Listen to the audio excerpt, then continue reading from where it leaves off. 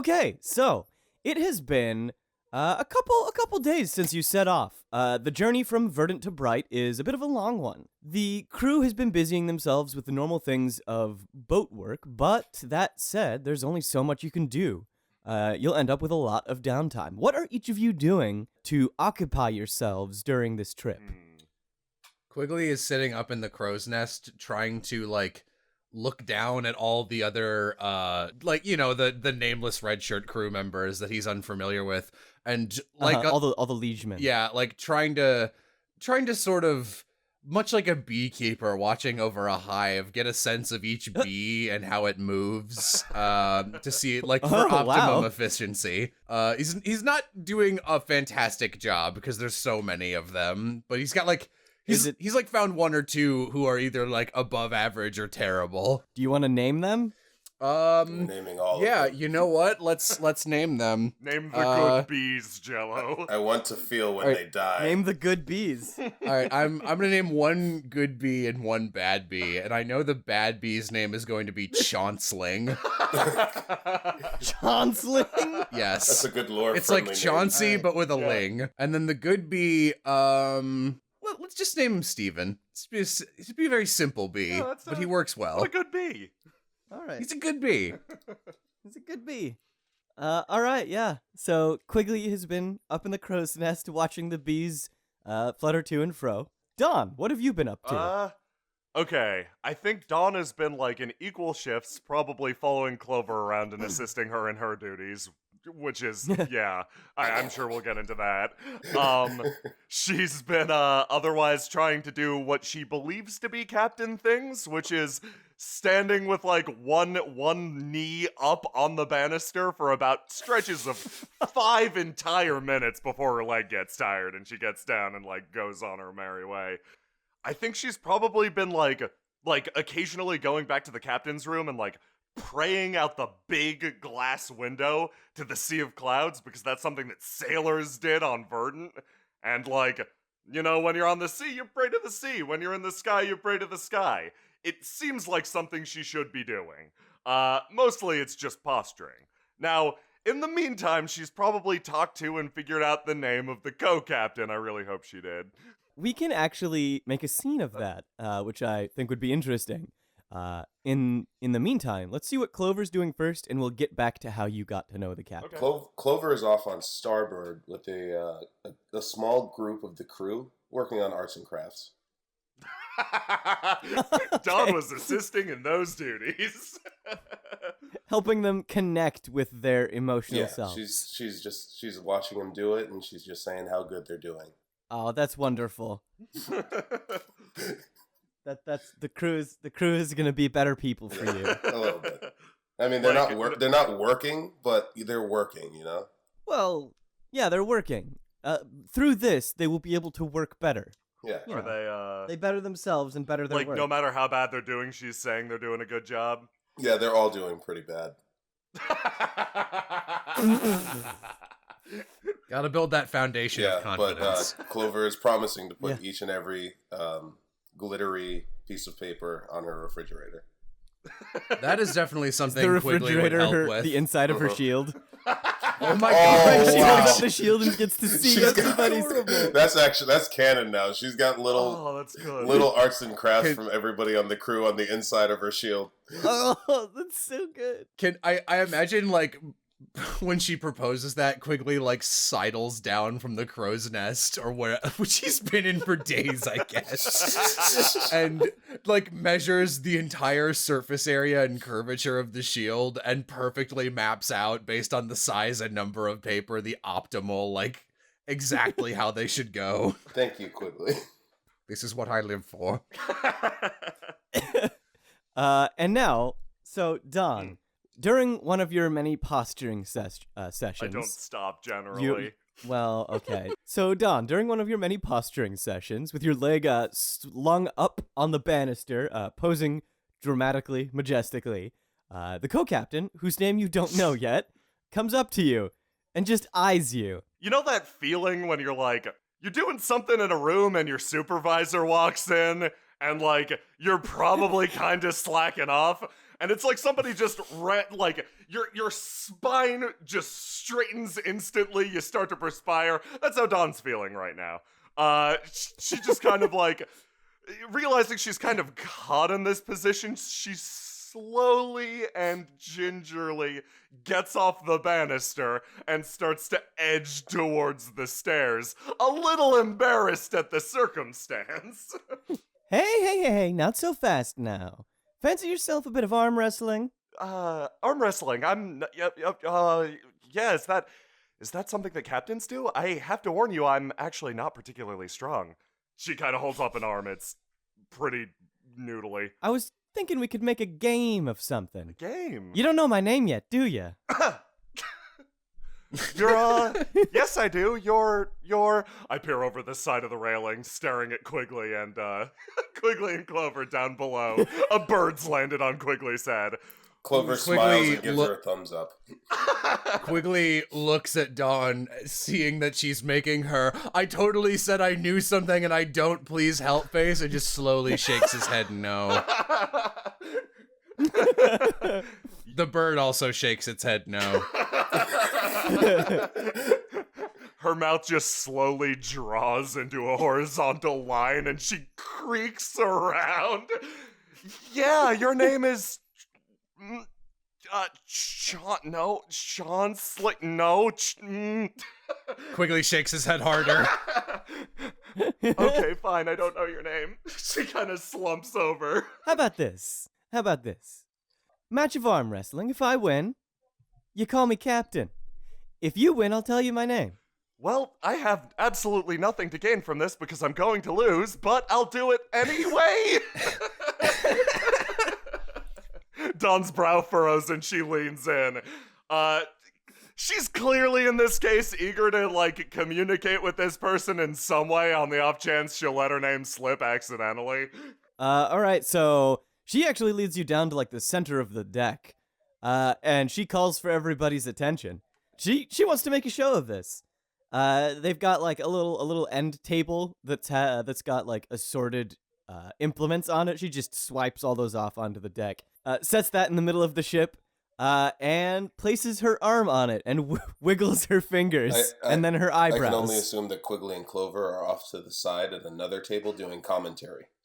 Oh, yes. Yeah, the bird is still probably on Quiggly's head. Quiggly is like waiting because like he's familiar with this bird. He knows that if he like shakes his head in such a way it makes its noise again. He's waiting for the match to start so it can do like a Mario Kart.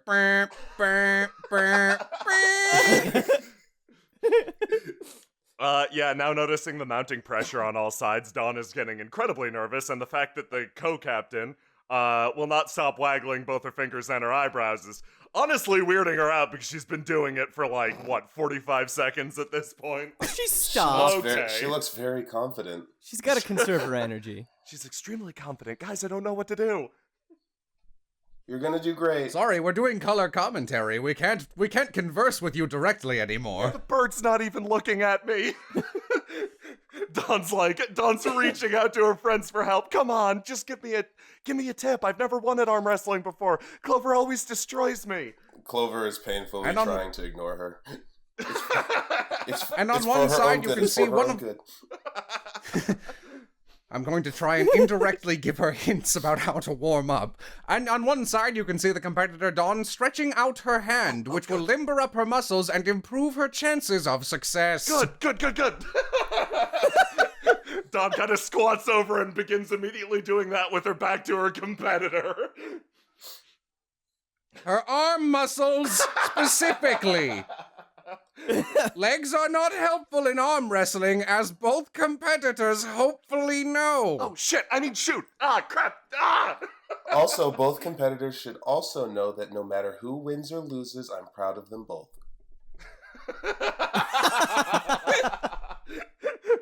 Dawn wanders back over. Her hair's, like, completely messed up. She looks borderline feral. She slams her hand down. Okay, let's do this. You feeling all right there, girl? All the time. Forever, yes. All right. She clasps your hand. She's a very strong grip and calloused fingers from years of working on ships. This is going to be a 2-card play. And immediately, the captain's white-knuckle grip turns as white as Dawn's face does, not inspiring confidence. Quiggly is, like, they have no sound enhancement, Quiggly and Clover. They are just yelling over this crowd. Well, I'm going to use my Nightly Radiance ability to maybe win this through sheer presence of, I guess just presence alone. Okay, so what do you want out of this if you succeed? I want her to stop bullying me. Okay, do you still want her name? That'd be nice. But at this point, Okay. Dawn just But wants also to mostly be able no to... bully. Yeah, Dawn mostly wants to be able to slide out of this situation and go cool the fuck off on the deck. This has been way too much pressure. All right, if you fail, she won't bully you, but she'll definitely be, like, impish towards you. She'll give you the runaround, and like, anytime that you get sent on an errand or you try to assert your dominance, maybe there'll be, like, a quip or something. Wait, so if I win, she won't do that? Right. Holy crap, Dawn's super invested now. Okay, I got my cards. All right, let's flip. I got a 6 and an 8. I got an ace and a 10, so I'm gonna crown that. Jesus. I crowned with a... Wow, okay, so give me your total. I got a 22. That was, less 22. dramatic. I got a 14. That is still a pretty wide margin of victory.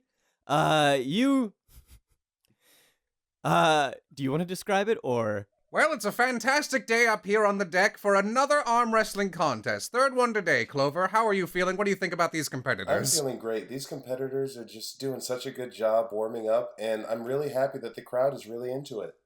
Clover, you're We're the very best. into it. We're very into it. All right, I'm going to tug on the bird and get ready for a lengthy series of commentations on what is sure to be a back-and-forth, very even match that will last a long time. Dawn just immediately pressures her arm, pushing it to the table. Wow, that was... Are you actually weak? No.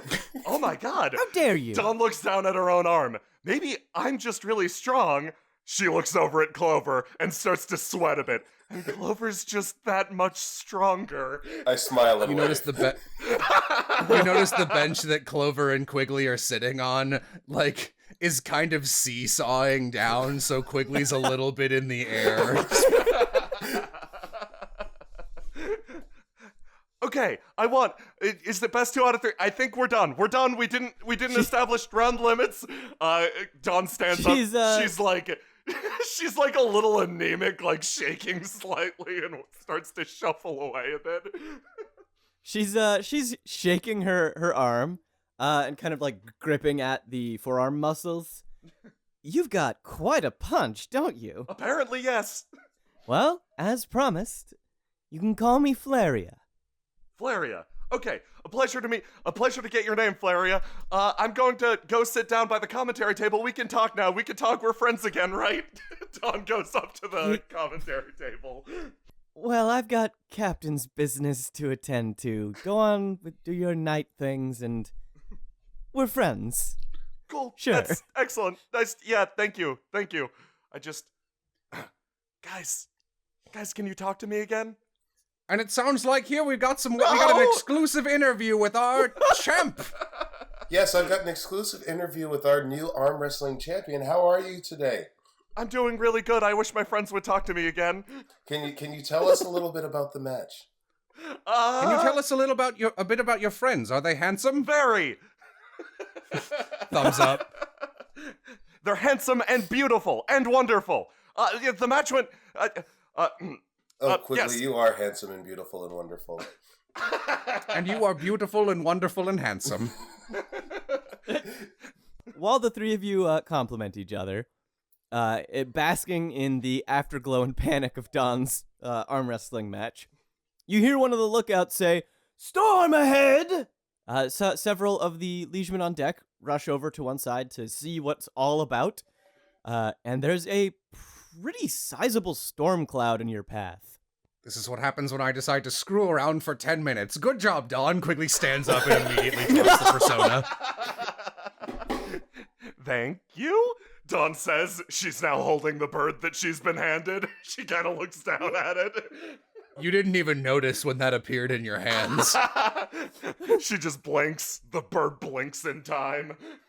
Dawn looks from the smoke cloud that was once Quigley to wherever he's disappeared, back to Clover, back to the bird. This guy should really have a name. Bird flies away. Bird just pieces the fuck out. All right, yeah, as the ship continues on, you can actually hear kind of like the sounds of static, like far off rumbling, and you realize it's the storm cloud. The storm cloud is going on about with such intensity that it can be heard from where you are. Oh, goodness. Yeah, Dawn and Clover, like, rush up onto the deck. The crewmen are all running around, like, prepping for the storm and all that garbage. Dawn stares over at the, just stares over at starboard. Clover, the arts and crafts! Clover rushes over to them valiantly and grabs the arts and crafts before putting them under her shield, using it like an umbrella to keep them safe and dry. And just in time, a downpour hits the deck. That was All right, close! Too close. Quigley like climbs a little ways up the mast so he can like get people's attention. All right, everyone, we're going to get ready for that storm and we're going to cut right through it. It's a big un, but we're better. Shut up, let's go. I can't quip when I'm ready. He's like vibrating. All right. Yeah. So the crew starts hopping around, and so your goal is to cut through the storm, just to like get through it safely. Yeah. Yes. Oh, and I'm also going to use heaven is for everyone, or heaven for everyone, to inspire and lift morale of the crew so that they perform better in this stressful situation. Okay. Nice. Okay, so yeah, I'd say this is going to be a 2-card play again. Yeah, this is a pretty big storm, and it looks like it's still got quite a lot of energy left in it. And your ship is full of people that are made of water and have metal implements. It is going to be a wild ride. We also got to establish stakes. Yeah, I would like to get through the storm with no serious injuries to the ship or our personage. Okay, that sounds agreeable. If you fail, there will be serious injuries to your ship or personage. Okay. Good. No pressure. Actually, here we go. If you fail, I will do a luck draw. High, the good bee is the one that is seriously injured. Low, the bad bee is the one that is seriously injured. Okay. Even a bad bee does not deserve to be injured. Let's flip. I play a king and an ace, and I'm going to crown the ace. I got a 7, so that's 27. And I'm assisting with 2 threes. And I'm 33! And I'm assisting with 1 3. Okay, yeah, and I played a queen and a 5. I get 15. And what is your final number? 36. 39! 39? Woo. So, Quiggly, Master of Storms, tell me how you get through this. All right, everyone, batten down the hatches and familiar sailor talk. Quigley begins. He lights up his hands with little star magic and begins air traffic controlling people around using magic semaphore. And with the assistance of the morale boost, with the promise of lightning cookies, shaped like lightning, sugar cookies. They are delicious. Everyone on the ship has seen them, but no one has tasted them. It'll help us remember the storm fondly. Yeah. You only get to eat Clover's special cookies when they're situationally appropriate. So it's a very big honor. Oh, yeah. They actually don't taste Dawn any different from the other sugar cookies. They're just shaped like lightning bolts. Yeah. And also, Dawn, with just her arm wrestling championship, everyone wants to follow her right now, given her nonsense. I think she should have gotten a belt. An arm wrestling belt. Oh, Yeah. well, we didn't establish it as stakes. Oh, that's a real Aw. shame next time. Yeah, Dawn's just, like, I think she's encouraging people with her presence functionally doing the same thing that Clover's doing, except unlike Clover, who's doing this majestically and toughly, Dawn's, like, plodding around like a wet cat in the fucking storm, being like, you can do it. Sop. So Quiggly begins directing people, and as the ship lurches forward very, very quickly under his direction, which it probably catches a few people off guard because it's so Yeah, this fast. is the first time they've experienced it.